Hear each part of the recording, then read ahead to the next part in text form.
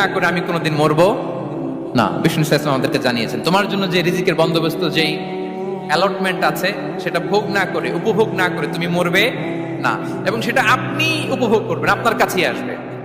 ধরুন আপনারা যে ফল আমেরিকাতে খান, এটা কি আমেরিকায় চাষ হয় ফল, নাকি কানাডা মেক্সিকো থেকে আসে? এখানেই হয়, আবার বাইরে থেকেও আসে। লেটস সে আপনি যেই অ্যাপেলটা দিয়ে আজকে ব্রেকফাস্ট করলেন, যে অ্যাপেলটা আপনি খেলেন, এটা মেক্সিকো থেকে এসেছে।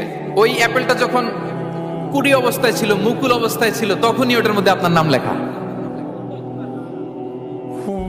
এর মধ্যে কত পাখি এসে ওই গাছে বসেছে, কত মুকুল নষ্ট করেছে, ওইটা নষ্ট করে নাই, কারণ ওইটা আপনি খাবেন। ওইটা পুষ্ট হয়ে সুন্দর একটা ফল হয়ে ইম্পোর্টেড হয়ে এটা আমেরিকাতে আসলো, আমেরিকার বাজারে। অনেক মানুষ ওই ফলটা সুপার মার্কেটে যে ধরে চড়ে নেড়ে আবার রেখে দিয়ে চলে গেছে, নেয় নাই।